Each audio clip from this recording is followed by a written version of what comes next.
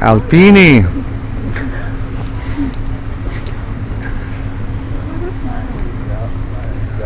Let's see.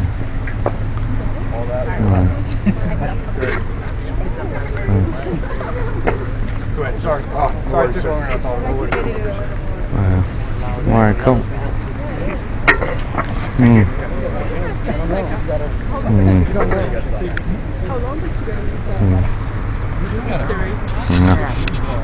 From the rules-based international order, defending freedom and building peace for Ukraine. And in doing this, I think we need to tackle the narrative that wants the West against the rest. So the dialogue, our dialogue within the G7, within the global South is essential. The crisis in the Middle East is of the utmost concern.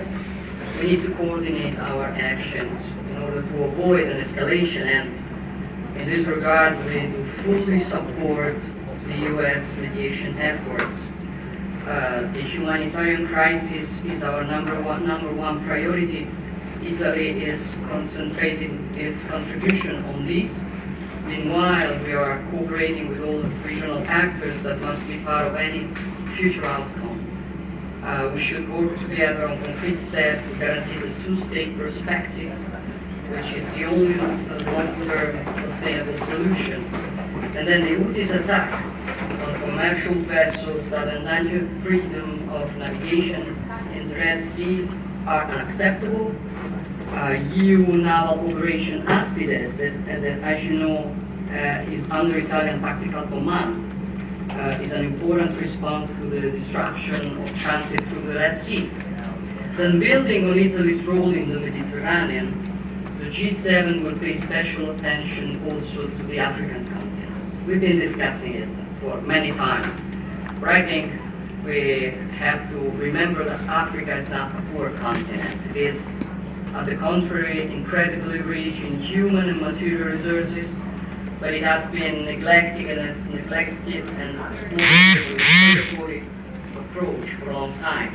And I want to reverse this approach together with you, which is also a root cause of the migration crisis.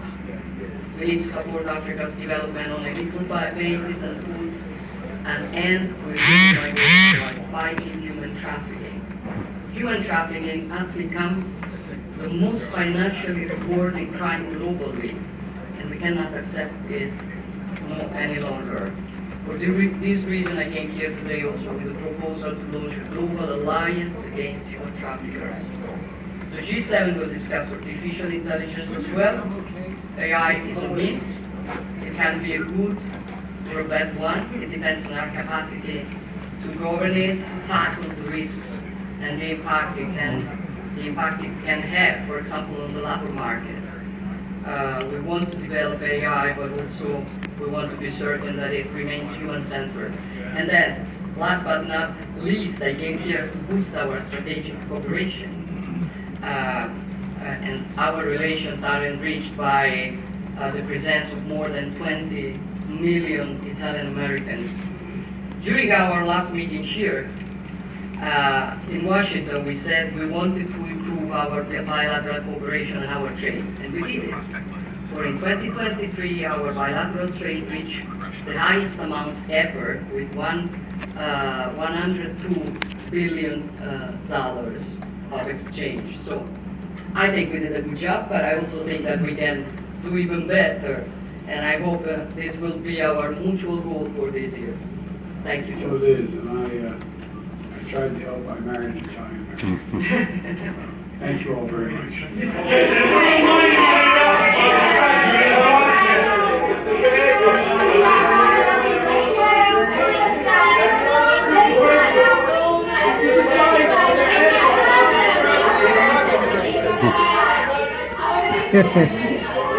Oh my God.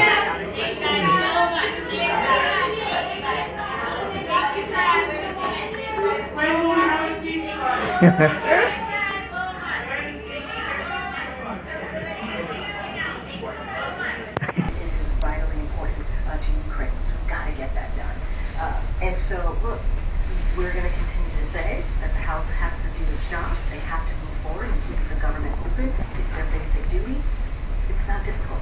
It is not difficult. I'm glad, obviously we're glad, you said the president signed the CR, and we're glad to see that to prevent a shutdown, but it is a short-term fix, and we need a long-term solution. The American people deserve this. But that meeting this week was really focused on finding that long-term solution, right? It was on I mean, it was the also full year appropriation. I told, yes, that's what we want to Yeah. see, but it was also about preventing a shutdown, which we were able to see, which is good, right? It is good that the government is not shutting down today. It is good, right? That is important for the American people. But we need to find a long-term solution. That's what we need to find. All right, way in the back. Go ahead, Houston. Another immigration question. Immigration has that.